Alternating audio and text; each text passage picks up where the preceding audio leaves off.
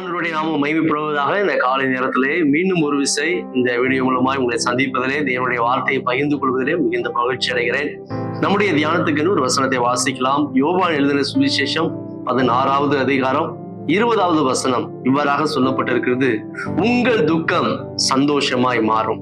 மீண்டும் சொல்கிறேன், உங்கள் துக்கம் சந்தோஷமாய் மாறும். இயேசு வாழ்ந்த காலங்களிலே சிலுவை மரணம் என்பதும் சிலுவையை சுமப்பது என்பதும் மிக கொடூரமான, மிக கேவலமான ஒரு தண்டனை முறையாக இருந்தது.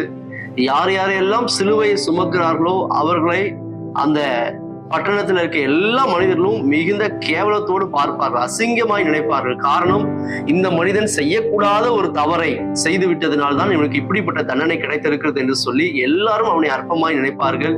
இன்னும் சொல்ல போனால், ஒருவன் சிலுவையை சுமந்தால் அவனுடைய உறவினர்களே அவனை பற்றி பேசுவதற்கும், அவன் என் உறவினர் என்று சொல்வதற்கும், அவர் என் குடும்பத்தை சார்ந்தவர் என்று சொல்வதற்கும் சொந்த குடும்பத்தை சேர்ந்த நபர்களே தயங்குவார்கள். அந்த அளவுக்கு மிகுந்த கொடூரமான, கேவலமான ஒரு தண்டனை முறையாக சிலுவை சுமப்பது என்பது இருந்தது. இப்படிப்பட்ட காலத்தில்தான் ஆண்டவராகிய இயேசு கிறிஸ்து சிலுவையை சுமக்கிறார். காரணம், நமக்காக, நாம் அடைய வேண்டிய தண்டனை அவர் அடைவதற்காக. அப்படி சிலுவையை சுமந்து கொண்டு செல்லும் போது திடீரென்று அங்கு இருக்கிற ஒரு மனிதனை பிடித்து அவனை பலவந்தப்படுத்தி அவன் மேலே இயேசுடைய சிலுவையை சுமத்தினார்கள். அந்த மனிதன் யார் என்று சொன்னால், 800 மைல்களுக்கு அப்பால் இருந்து கடந்து வந்து தன்னுடைய சொந்த தேசத்திலே பஸ்கா பண்டிகையை கொண்டாடுவதற்காக வந்த மனிதன். தன்னுடைய குடும்பத்தாரோடு, தன்னுடைய இனத்தாரோடு சேர்ந்து பண்டிகை கொண்டாடுவதற்காக வந்த மனிதன். பண்டிகை கொண்டாடுவதற்காக 800 மைல்களுக்கு அப்பால் இருந்து டிராவல் பண்ணி வந்த மனிதனை இப்பொழுது பலவந்தப்படுத்தி சிலுவையை சுமக்க வைக்கிறார்கள். அப்ப அந்த மனிதனுக்கு, அந்த சிரேனே ஊரானாகிய சீமோனுக்கு எப்படி இருந்திருக்கும்? அவருடைய மனது எப்படி இருந்திருக்கும்? நான் பண்டிகை கொண்டாட வந்தேன், இப்போ எந்த தப்பும் செய்யாம, எந்த தவறும் செய்யாத எனக்கு இப்படிப்பட்ட பனிஷ்மெண்ட் கிடைக்கிறது, அதுவும் இப்படிப்பட்ட கேவலமான ஒரு பனிஷ்மெண்ட் எனக்கு கிடைச்சிருச்சுன்னு சொல்லி ரொம்ப அவன் ஃபீல் பண்ணான். நான் நினைக்கிறேன், ஐயோ, என்னுடைய சொந்தக்காரங்களாம் என்ன நினைப்பாங்க என்னை பத்தி?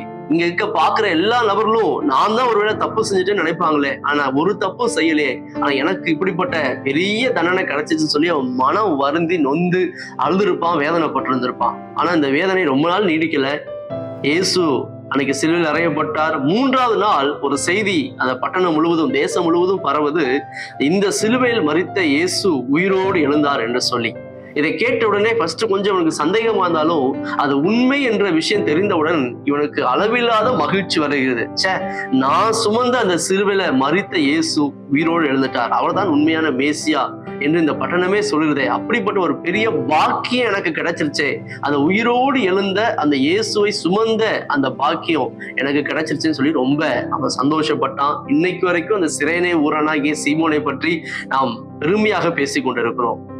இந்த காலை நேரத்துல இந்த வார்த்தை கேட்டுக் கொடுக்கிற தேவ பிள்ளைகளே, இதே போல இயேசுவின் நிமித்தம், இயேசுவை ஆராதிப்பது நிமித்தமாக, இயேசுவை தொழுது கொள்வது நிமித்தமாக, சபைக்கு வருவது நிமித்தமாக, அல்லது நீங்க கிறிஸ்தவர் என்பது நிமித்தமாக உங்க குடும்பத்திலையும், நீங்க செய்யற வேலை பார்க்கக்கூடிய அந்த வேலை ஸ்தலத்திலையும், அல்லது படிக்கிற இடத்துலையும் மிகுந்த அவமானங்களை சகித்து கொண்டு இருக்கிறீங்களா?